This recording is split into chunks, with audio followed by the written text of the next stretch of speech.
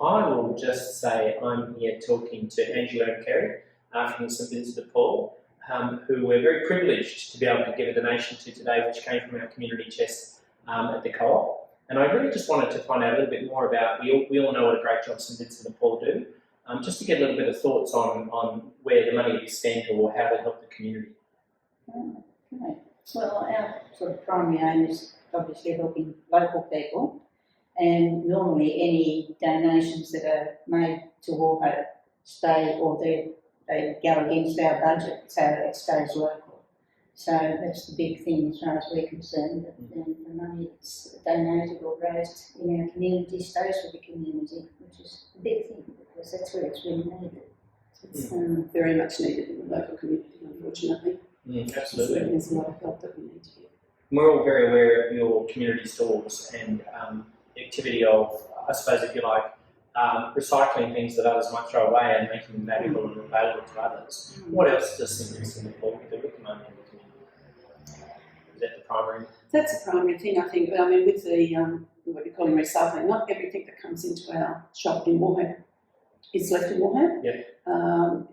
We're under Lismore, our conference area, and it gets distributed to other areas as well as overseas. So they reach out to as many people as they possibly can. But saying that, we've still got a really good stock on hand and a good variety of clothing. Some of the clothing is all set out of the shop. We get commented quite often about how, wow, this is nice to just wander around in.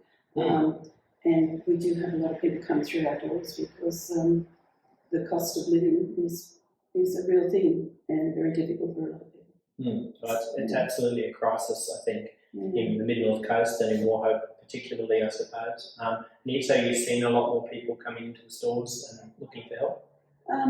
We do, and we see the homeless people as well, which is one of the saddest things, I think, in this day and age. And then you'll get the people who just come through who just like to go to hop shops and that too, and which is fantastic because they're putting money into our shop. And that's then, like Angela just mentioned, going to help the people who really do need that extra bit of help. The shops are the biggest growers outside of government grants, and they're not always easy. The government grants aren't always easy to come by, depending on the data you present and all that sort of thing. So the shops really engine. And they're all run by volunteers as well. And they're yes, there's people up top sort of thing, but on the ground it's all volunteers, and we have a fantastic group of men and women here at War Hope who come in. Some come in quite a few times a week. Yeah, and they're like a family. They're I think it's like they enjoy it. They enjoy for many reasons. They're social, and then also they're doing their bit to help others as well. Yeah, absolutely. I've got 5 children. I know they're all regular customers of St Vincent de Paul, and I've been in many times because you do get some amazing things in there and some really interesting retro fashions and other great goods and things that you can pick up, and you know that it's going to a good cause, which is fantastic. That's exactly right. Yeah, which is great.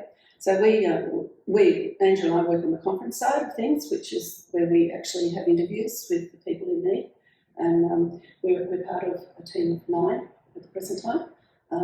And again, we're all volunteers and all on the top side of 50. Aging rapidly. Approaching 50 from the wrong way. But again, no one hesitates in doing their bit at any time. And we have conferences operating twice a week, so people come and see us, and we can spend anything from 15 minutes to maybe an hour, depending on what the circumstance is. And we do the best we possibly can. We are seeing, unfortunately, a lot more homeless people these days. People are literally living down at the river or rough sleeping or in their cars or parks. And the numbers really increased enormously over the last few years. And you've probably seen on television and that too, it's not just young people. No. It's women. And if they're not sleeping there, they're sleeping in their cars, which is almost as bad. So it's very, very sad, we've got, and there's enormous reasons why this happens. It's not something anyone seeks to want to be homeless. So yeah, it's quite difficult sometimes to to interview these people. And to do as much as we would like to do for them, unfortunately, we're limited as to what we actually can do, and apart from the budgetary limitations. Where do these people go if we want to put them into accommodation? It's just, I mean, this is it. We're all muttering about this non-stop lately, but lack of accommodation is a huge thing for The Port Macquarie, like society generally. the same, like, I mean, the coastal areas, I think is, you know, we all like to live somewhere it's nice. So, you know, Coffs Harbour, Port Macquarie, and all up down the coast, it's a real crisis. So, us just being a little bit inland, we get a little bit as well. Yes, yeah, real compounding of impacts with the cost of living and the housing crisis and everything else. Well, that's going on. rents are just through the ceiling, you know. Yeah, It's- And unemployment's a big factor in this area too. I mean, the unemployment rate is quite high, you know, compared with some other places. But again, it's the location that's part of the contributor to that factor. I And think. the other thing is too, we have a number of people who might not have their own private transport. So public transport is something you've really got to factor in if you're going to be working outside of the town. And that doesn't always work for everybody. So yeah, there's a lot of things, but everyone that comes to see us, they show their gratitude, don't they? Yeah. They really appreciate it, and you think, oh, but I didn't do anything really today.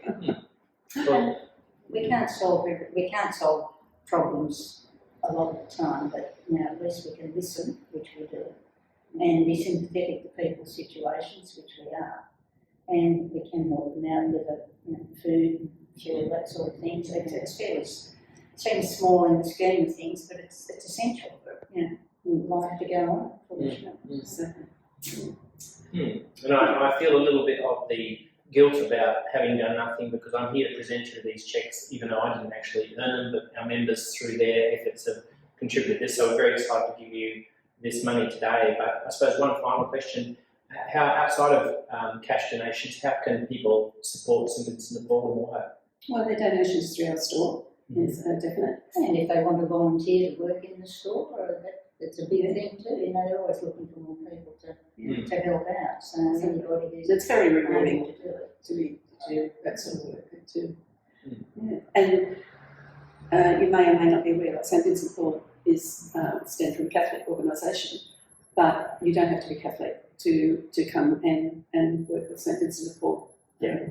But we're welcome to anyone who wants to come give us a hand. Fantastic. Thank you so much for talking to me today, and I hope the money helps. And it was lovely to meet you, Dave. It will. It will. Thank you very Thank much. you so much. Great. Oh, lovely. Oh, lovely. You did well. You did. I don't know why there's two cheques actually.